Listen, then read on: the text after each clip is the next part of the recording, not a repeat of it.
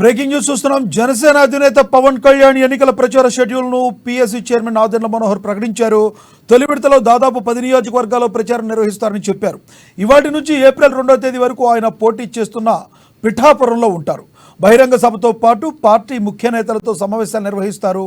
ఇక April 3న Tenali, 4న నెల్లిమెర్ల, 5న Anakapalli, 6న Yalamanchili, 7న Pendurthi, 8న Kakinada rural నియోజకవర్గాల్లో ఎన్నికల ప్రచారం నిర్వహిస్తారు. 9న పిఠాపురంలో నిర్వహించే ఉగాది వేడుకల్లో పాల్గొంటారు. 10న రాజోలు, 11న పి గన్నవరం, 12న రాజానగర నియోజకవర్గాల్లో ఏర్పాటు చేసిన భారీ బహిరంగ సభల్లో ఆయన పాల్గొంటారు. ఈ కార్యక్రమాలను జన సైనికులు, వీర మహిళలు విజయవంతం చేయాలని ఆయన కోరారు. ఇదే విషయానికి సంబంధించి మరింత సమాచారాన్ని మా ప్రతినిధి నందిని అందిస్తారు. నందిని, చెప్పండి, వారాహి యాత్ర స్టార్ట్ అవబోతుంది. ముఖ్యంగా పవన్ కళ్యాణ్ ఏ అంశాలను సృజించే అవకాశం కనబడుతుంది? వెరీ గుడ్ మార్నింగ్ లక్ష్మణ. ఏదైతే జనసేన అధినేత పవన్ కళ్యాణ్ తన ఎన్నికల ప్రచారానికి అయితే శనివారం ఈ రోజు శ్రీకారం చుట్టారని చెప్పాలి. దాదాపుగా కూడా ముందు నుంచి పిఠాపురం నుంచి జనసేన అధినేత పవన్ కళ్యాణ్ పోటీ చేస్తారన్నారు. ఆ విధంగానే స్వయంగానే తానే ప్రకటించారు పిఠాపురం నుంచి పోటీ చేస్తారని. దత్తాత్రేయ స్వామి వెలిసిన క్షేత్రము, అలాగే పురోహితిక అమ్మవారు అతి శక్తి పీఠంలో, అష్టాదశ శక్తి పీఠాల్లో అతి శక్తివంతమైన అమ్మవారు, పురోహితిగా అమ్మవారు కూడా ఇక్కడే వెళ్తారు. దీని సాక్షిగా నేను పిఠాపురం నుంచి పోటీ చేస్తాను, ఇక్కడే నెగ్గుతాననే శపథం కూడా చేశారు. ఈ నేపథ్యంలోనే రాష్ట్ర వ్యాప్తంగా అన్ని రాజకీయ నాయకులు కూడా వారి ప్రచారాలను అయితే వేగవంతం చేశారు. ఈ నేపథ్యంలో జనసేన పవన్ కళ్యాణ్ అయితే ఈ రోజు నుంచి కూడా పిఠాపురం నుంచి, అంటే తాను పోటీ చేసిన పిఠాపురం నుంచి ఇక్కడ నుంచి ఎన్నికల ప్రచారానికి అయితే శ్రీకారం చుడుతున్నారు. మరి కాసేపట్లోని బేగంపేట ఎయిర్పోర్ట్ నుంచి పవన్ కళ్యాణ్ అయితే గొల్లపురంలో ఏర్పాటు చేసిన హెలీప్యాడ్ వద్దకు చేరుకుంటారు. అక్కడి నుంచి వారాహి వాహనం ద్వారా అయితే పురోహిత అమ్మవారు పిఠాపురంలో పాదగయ క్షేత్రంలో వేంచేస్తున్న అమ్మవారిని అయితే దర్శించుకుంటారు. అలాగే వారాహి వాహనాన్ని కూడా ప్రత్యేక పూజలు చేస్తారు. అక్కడి నుంచి దత్తాత్రేయ పీఠాన్ని కూడా చేరుకుంటారు. దత్తాత్రేయ స్వామి వారికి కూడా ప్రత్యేక పూజలు చేస్తారు. అనంతరము టీడీపీ సీనియర్ నేత ఎవరైతే ఉన్నారో వర్మని కూడా ఆయన స్వయంగా వెళ్లి కలుస్తారు. వర్మతో కూడా ఈ 4 రోజుల పర్యటనకు సంబంధించి ఎవరినెవరిని కలవాలి, ఏ అంశాలపై చర్చించాలనే దానిపై కూడా వర్మతో కూడా మాట్లాడతారు. ఇప్పటికే పవన్ కళ్యాణ్ 4 రోజుల పాటు పిఠాపురంలోనే బస చేస్తారు. 4 రోజుల పాటు ప్రజలతోనే ఉంటారు. ఆయన ఎన్నికల ప్రచారంలో కూడా తిరుగుతారు. కాబట్టి ఆయనకు కావాల్సిన అన్ని సౌకర్యాలు కూడా 3 పార్టీలు, టీడీపీ, జనసేన, బీజేపీ 3 పార్టీలు కూడా కలిసి అన్ని ఏర్పాట్లు చేస్తున్నాయి. ఇప్పటికే హెలీప్యాడ్ వద్దకంటే భారీ స్థాయిలో నాయకులు కూడా చేరుకున్నారు. అక్కడి నుంచి అంతా కూడా భారీగా ర్యాలీగా ఇక్కడ చేరుకుంటారు. పిఠాపురం చేరుకొని అమ్మవారికి ప్రత్యేక పూజలు చేసిన అనంతరము, పురోహితగా అమ్మవారి పూజలు అనంతరము, అమ్మవారి ఆశీస్సులు తీసుకున్న అనంతరము దత్తాత్రేయ స్వామి వారిని దర్శించుకుంటారు. అక్కడి నుంచి వర్మ దగ్గరికి వెళ్లిన తర్వాత ఈ రోజు ఏదైతే పవన్ కళ్యాణ్ బస చేస్తారన్న గొల్లపురంలో అక్కడికి చేరుకున్న అనంతరము కాసేపు రెస్ట్ తీసుకున్న తర్వాత 4:30-5 గంటలకు బహిరంగ సభ కూడా ఏర్పాటు చేశారు. ఆ బహిరంగ సభలో కూడా ప్రజలను ఉద్దేశించి మాట్లాడతారు. ముఖ్యంగా ఫస్ట్ రోజు షెడ్యూల్ ప్రకారం చూసుకున్నట్లయితే బహిరంగ సభ అనంతరము ఏదైతే క్రైస్తవులను, క్రిస్టియన్స్ ముఖ్య నేతలను కూడా కలుస్తారు. వారి యొక్క సమస్యలు కూడా అడిగి తెలుసుకునే ప్రయత్నం కూడా చేస్తారు. అలాగే మత్స్యకారులను కూడా కలిసే అవకాశం అయితే ఉంది.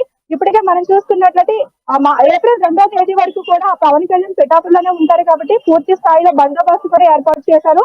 జిల్లా వ్యాప్తంగా 7 నియోజకవర్గాలకు సంబంధించిన 3 రాజకీయ పార్టీ నేతలంతా కూడా ఈ 4 రోజులు కూడా పవన్ కళ్యాణ్ తోనే ఉంటారు. పవన్ కళ్యాణ్ చేపట్టబోయే ఎన్నికల ప్రచారాన్ని కూడా సపోర్ట్ చేస్తారని తెలుస్తుంది. అనంతరం ఉగాది వేడుకలు ఏదైతే ఉందో ఆ తెలుగు నామ సంవత్సరానికి సంబంధించి ఉగాది వేడుకల్లో కూడా పిఠాపురం నుంచే పవన్ కళ్యాణ్ పాల్గొంటారు. ఇక్కడ నుంచి కూడా మళ్ళీ 9వ తేదీన ఉగాది కూడా పిఠాపురం వస్తారు. అనంతరం కాకినాడ రూరల్లో కూడా ఆయన పాల్గొని వివిధ కార్యక్రమాలు కూడా పాల్గొంటారని తెలుస్తుంది. లక్ష్మణ, నందిని, ముఖ్యంగా చూసుకోవచ్చు, గత 15 రోజుల నుంచి వైసీపీ నేతలు పిఠాపురం చుట్టూ ప్రదక్షిణాలు చేసిన పరిస్థితి కూడా మనకు తెలుస్తుంది. ముద్రగడ పద్మనాభం అయితే ఏంటి, మిథున్ రెడ్డి అయితే వీళ్ళందరూ కూడా పిఠాపురంలో పవన్ కళ్యాణ్ ఎట్లా అయినా ఓడించి తీరాలని చెప్పి కంకణం కట్టుకున్న పరిస్థితి. ఈ రోజుతో అవన్నీ పటాపంచలు అవుతాయి అనుకోవచ్చా? పవన్ కళ్యాణ్ ఓడించే అవకాశం ఉందా? గ్రౌండ్ రిపోర్ట్ ఏంటి పిఠాపురంలో?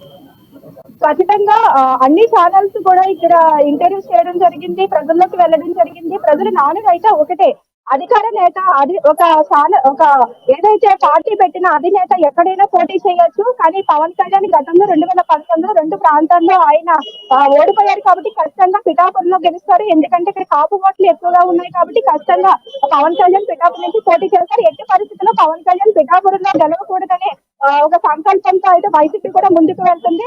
దానికి సంబంధించి కూడా ఆ విధంగా కార్యాచరణ కూడా సిద్ధం చేస్తుందని చెప్పాలి. ఒక పక్క వైసీపీకి సంబంధించి కీలక నేతలు కూడా అందరూ కూడా రంగంలోకి దిగారు.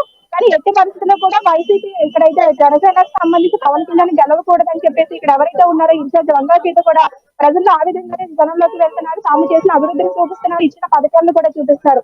కానీ ఎట్టి పరిస్థితులు కూడా ఇక్కడ అంటే ప్రజల యొక్క మనం తెలుసుకున్న దాన్ని బట్టి చూస్తూనే ఇక్కడ ప్రజల యొక్క నాడిని మాత్రం ఖచ్చితంగా ఈసారి పవన్ కళ్యాణ్ ని పిఠాపురం నుంచి గెలిపించుకుంటామని చెప్తున్నారు. ఏది ఏమైనా సరే 2019 ఎన్నికలు చూసుకున్నట్లయితే 2024 ఎన్నికలు చాలా ప్రతిష్టాత్మకంగా నిర్వహిస్తున్నారని చెప్పాలి. అది కూడా 175 నియోజకవర్గాల్లో పిఠాపురం నియోజకవర్గాన్ని కూడా ఒక ప్రతిష్టాత్మకంగా రెండు పార్టీలు తీసుకున్నాయని చెప్పాలి. అంటే ఇక్కడ వర్మని కలుస్తున్నారు కాబట్టి వర్మ కోఆపరేషన్ కూడా ఇక్కడి నుంచి బాగా ఉండేటట్టు ఏమన్నా అవకాశం కనబడుతుందా? టీడీపీ మొన్నటి వరకు అంటి ముట్టినప్పుడు ఉన్నప్పటికీ కూడా పవన్ కళ్యాణ్ ఒక్కసారి వచ్చి వర్మతో కలిసిన తర్వాత టీడీపీ జనసేన శ్రేణులు కలిసి పనిచేసే అవకాశం కనబడుతుందా పిఠాపురంలో?